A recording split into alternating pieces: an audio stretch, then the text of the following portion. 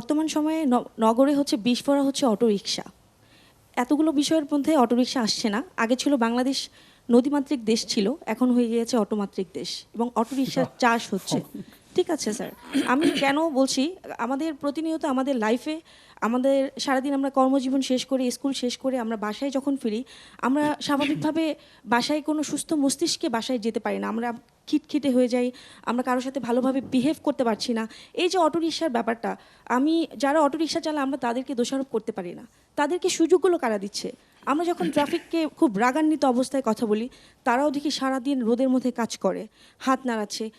তারা ডানে তাকালে বাম দিয়ে অটোরিকশা চলে যাচ্ছে, বামে তাকালে ডানে দিয়ে অটোরিকশা চলে যাচ্ছে, তাদেরও কিছু করার নেই। তখন তাদেরকে প্রশ্ন করি, এর শেষ কোথায়? আমরা ভেবেছিলাম ঈদের পরে হয়তো শেষ হবে।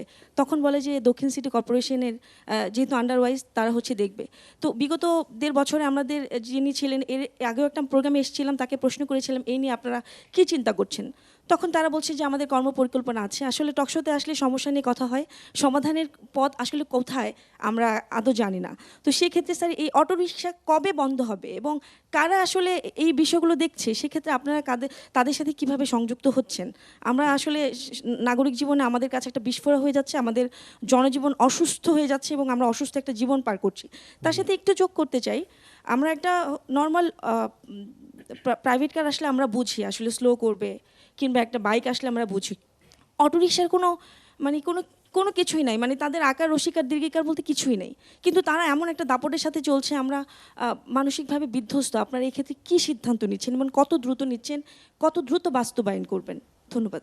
জি, খুবই এটি কি সবচেয়ে বড় সমস্যার একটা নয় এখন অটোর?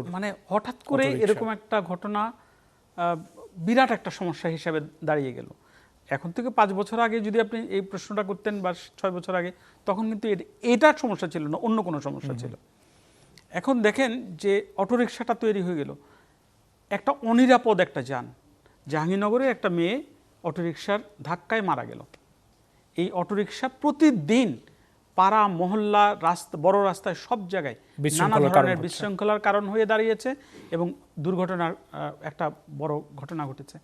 মানুষকে কিন্তু এটা পছন্দ করছে না, কিন্তু আবার অন্যদিকে ডোর টু ডোর সার্ভিসের জন্য রিক্সাকে প্রেফার করছে।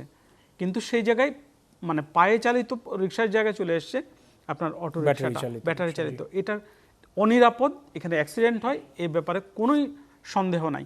এবং মানে শিক্ষার্থী যেটা কথাটা বললে যে একটা মানসিক বিধ্বস্ততা নিয়ে সে বাড়ি ফিরছে অথবা কর্মস্থলে যাচ্ছে। আপনি দেখেন যে শহরের ইতিহাস থেকে বলছি যে শহরের রাস্তা ছিল মানুষের পাবলিক প্লেস, মানুষ কথা বলছে, আড্ডা দিচ্ছে, কফি খাচ্ছে, চা খাচ্ছে, এরকম একটা সময়। যখন গাড়ি আসলো মানুষ ধীরে ধীরে সে রাস্তার দুই পাশে চলে গেল। এখন সে যখন অটোরিকশা যাচ্ছে বা অন্যান্য গাড়ি যাচ্ছে, সারাক্ষণ শঙ্কিত অবস্থায় সে পেছন দিকে তাকাতে হয় যে কখন সে আমাকে হিট করে। আমাদের এই জায়গাটাই মানে এটা যেহেতু একটা অনিরাপদ একটা বাহন, এটাকে আইদার আপনাকে একটা নিরাপদ বেষ্টনী মানে নিরাপদ জায়গায় আনতে হবে। 2 নম্বর হচ্ছে যে এটাকে ধীরে ধীরে এখান থেকে নির্মূল করতে হবে। কিন্তু এটা হঠাৎ করে হবে না। এটাতে এখন প্রচুর মানুষ এমপ্লয়েড, এখানে অনেকেই কাজ করছে। এই লোকগুলো 5 বছর আগে অন্য জায়গায় ছিল। কেউ যদি বলে যে না আমাদের এটা ছাড়া চলবে না, সেটাও কিন্তু খুব ভালো যুক্তি হবে না। তবে এটাকে নিরাপদ করা খুব দরকার। সবচেয়ে বড় কথা হচ্ছে যে আমি মনে করি যে পাবলিক সার্ভিসের নেটওয়ার্ক যত আপনি বাড়াতে পারবেন তত বেশি আপনার এই ছোট ছোট গাড়িগুলো।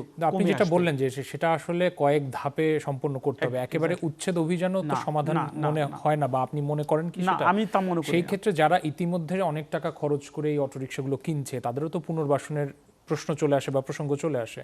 হঠাৎ করে আপনি এই পুনর্বাসনের কাজ যদি শুরুও করেন, অনেক বেশি পরিমাণে আপনাকে ইনভেস্টমেন্টে যেতে হবে। কয়েকটা কাজ একেবারে প্যারালালি যেতে হবে। নাম্বার 1 হচ্ছে যে আপনার একটা reliable public transport system develop করতে হবে।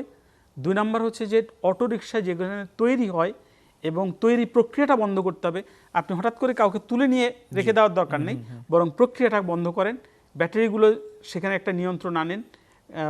আর এই মানুষগুলো তখন নতুন নতুন যে লোকটা মানে গতকালও যিনি ধানের ক্ষেতে কৃষি কাজ করছিলেন, তিনি ঢাকা শহরে এসে অটোরিকশায় চালাচ্ছেন, এরকম ঘটনাটা তখন বন্ধ হয়ে যাবে, তখন অন্য কোনো প্রফেশন তখন সে নিজে এক্সপ্লোর কিন্তু করার সেই চেষ্টা করবে। প্রক্রিয়ার মধ্যে কি এই দেশের পরিকল্পনা দেখেন, মানে সেই আমি দেখি প্রক্রিয়ার না। মধ্যে কি আমরা আছি?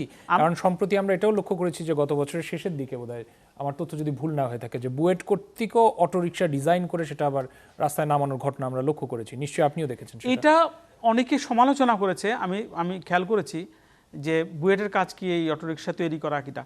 পাশাপাশি আবার এই প্রশ্নটাও দেখবেন যে আমাদের জন্য এরকম একটা বাহন নেই সবচাইতে যন্ত্রণার কারণ হয়ে দাঁড়িয়েছে, তার একটা সমাধানের তারা হয়তো চেষ্টা করেছে। এখন আমি হয়তো ওটা একটা সমাধান নয়, আমি বরং এই জায়গাটায় আর্গিউ করব, বরাবরই আর্গিউ করতে চাই সেখানে, যে আমাদের পাবলিক ট্রান্সপোর্টটাকে ঠিক করো, আমাদের ফুটপাথগুলোকে ঠিক করো,